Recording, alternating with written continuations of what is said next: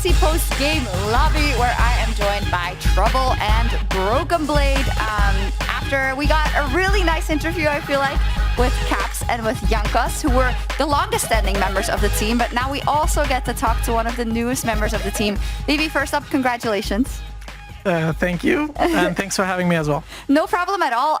Yeah, it was a clean sweep at 3-0, and that sounds so perfect, but that last game was everything from straightforward. I'd love for you to tell your story of that last game and the comeback. So basically, we really into the early game, and I did a lot of like crazy plays, and that just failed in the game, and then they started to snowball the game, right? But we kept looking for I feel like we always kept looking for like good plays, even though I think we were 9-1 kills, but we were always being in their jungle and not they were in our jungle. Sure, it didn't end up very well in most of the plays, but at least we like pressured the enemies. And we even said in the game that it's not going great, but we should keep looking for good plays. And eventually the enemy team did a mistake and we took advantage of that and jinxed Lulu in late game. It's a bit unstoppable. Even though I think, it didn't go great for many of us, but I think Flacket actually really performed this series, which I'm very, very proud of as well. Because I think he's a very promising player actually, so I'm happy with the outcome. Mm-hmm. So your coach said last week that what you guys have really improved on is playing from behind. Can you tell us a little bit about that? Because it felt like in this particular game you were so far behind, but you kept your cool like you mentioned, you kept looking for the picks.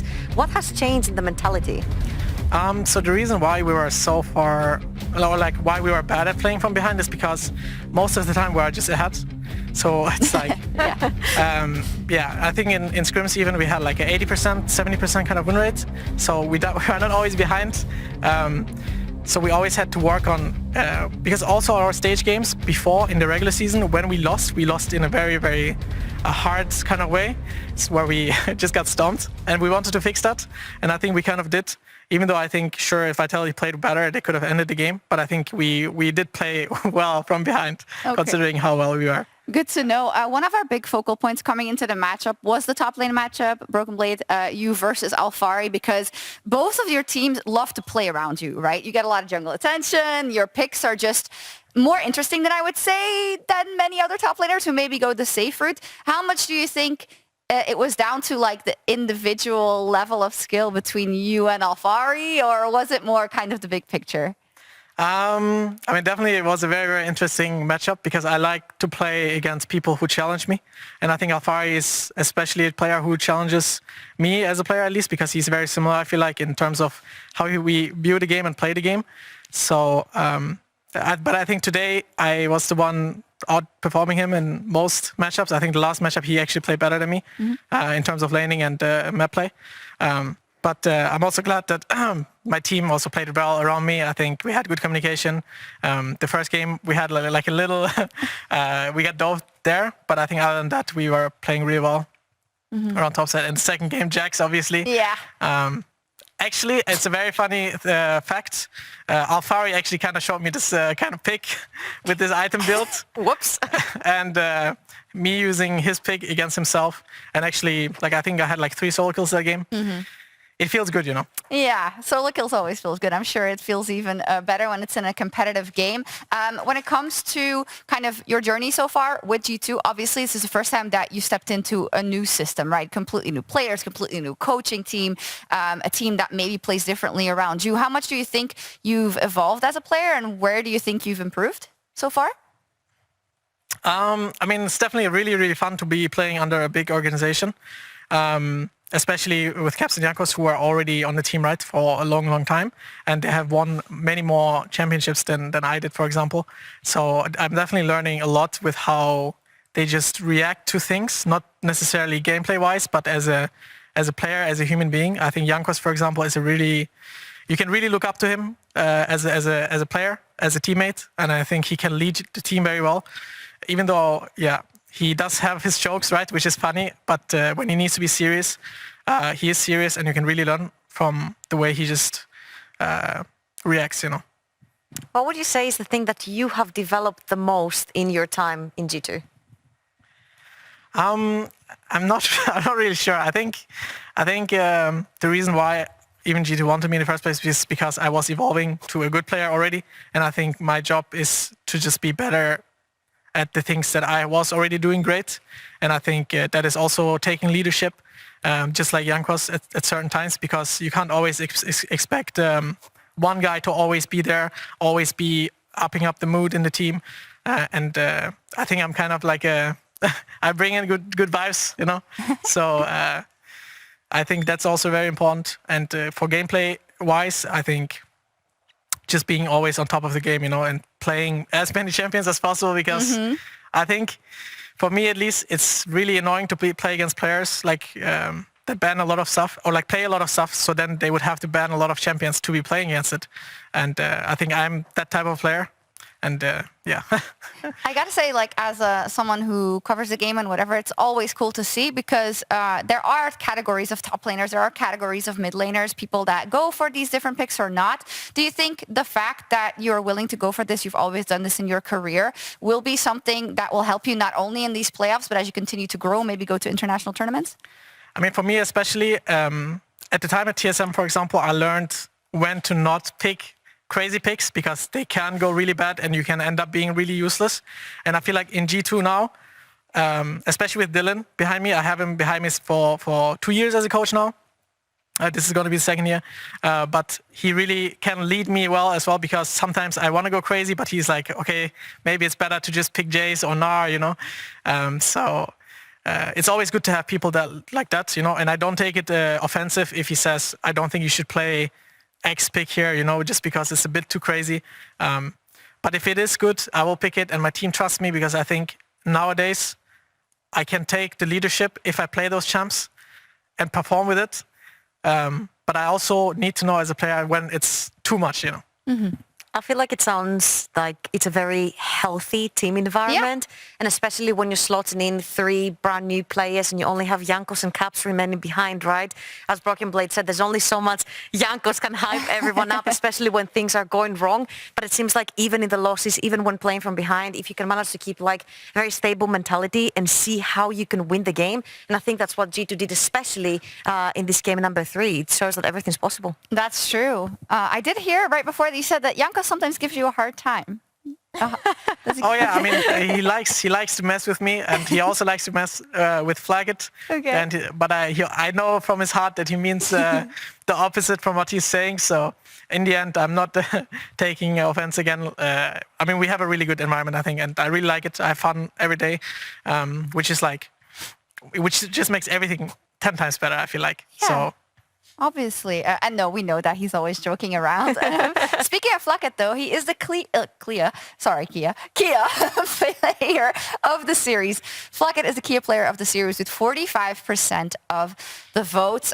Your teammates gave a lot of praise for him already. I think you did as well immediately. But it's a big, stressful environment. I mean, for you, it's already stressful coming into a G2 org, right? The big org. But I can imagine for Targamas and for Flaggett, it's not any easier. Yeah, I mean, the thing is that they are more like just newer players, but I think they don't have that rookie kind of mentality. They're not as shy. And I think Flaggett especially, he's more of an open guy, and he likes to, you know, just hang around with us, like the 1 a.m. basketball tweets and stuff. And he's always down for that. So I really like that. You know, he's just fun to be around with. And also Targamas, I think he always has his good opinions on the game.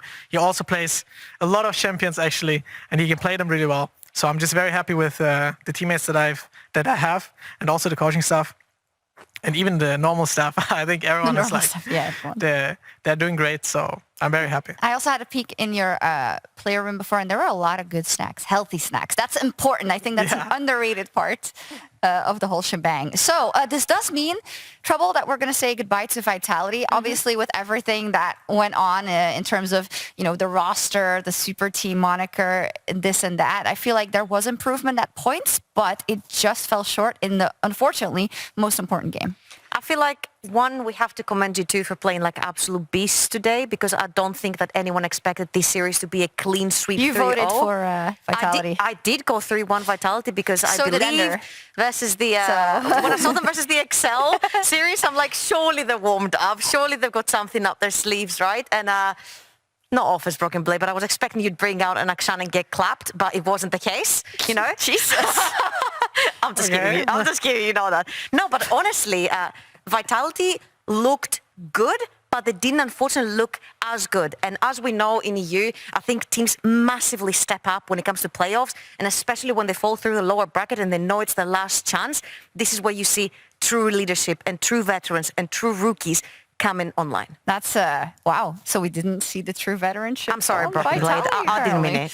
it. What is your read actually on the whole Vitality situation? I mean, obviously, I think we expected much because they have these caliber of players, but the year is long, right? This isn't necessarily like a death sentence, but... Well, I think they, first of all, had a really, really bad start into the split, 0-3, right? And I think it all snowballed from there. They also have really crazy players when it comes to gameplay. Like, they can go very crazy sometimes, especially Selfmade. I feel like he wants, or he likes to go crazy in terms of, like, gameplay, and also picks as well. But I do like that, you know, I think they just couldn't get it together as, like, a team. Mm-hmm. And now they will have time to, you know, talk about it and maybe go in summer and they will be better, right? Yeah. But I think overall in the season, they weren't really impressive. But on paper, they are really, really strong players, right? So I think if they go into summer and prepare well, there might be a very, very different team than we just saw today. Yeah, a little bit more time. Now, if we take a look at the bracket, on Sunday, you move on to face Misfits. And then that is, of course, your chance to then face off against the loser of Rogue versus Fnatic and then, in the end, make it to the final. Do you like being in the lower brackets? Do you like kind of the amount of games you get? Well, I mean, I won my only title with going through the lower bracket, so obviously I would call this my comfort zone, right? And I think Jankos and Caps went through that one as well and won. And I want actually to have this experience with our bot lane as well, because I think it is going through the lower bracket and winning everything in the end is like the nicest feeling ever, because you prove everyone wrong, you know? And I think it's just really cool. So I will give my best. My teammates will give their best to win, you know? Do you think your kind of expectation has changed with the way you've played today? Because I'm hearing a lot of confidence, and I think it should always be the case, because if you don't step into playoffs wanting to win, then why the hell are you here, right? But has your confidence grown because of this result specifically today? I don't think so. I think the whole org G2 is there to win, and if no player thinks the same way, I think they wouldn't be on the team, right? So sure, we lost against Fnatic, but I don't think that the games were like that big of a gap, and I think Fnatic and probably Rogue actually are the best teams, and we're going to have to show against Misfits that we can 3-0 them as well and show a strong performance again to go into the next week against Rogue or Fnatic, and hopefully we can show that we can actually be better. Yeah, one small question, of course. Can you show versus Misfits that a 14k gold lead is actually enough to win the game? Well, actually, against Misfits, both games we almost threw. Actually, one game we threw, and the other game we almost threw.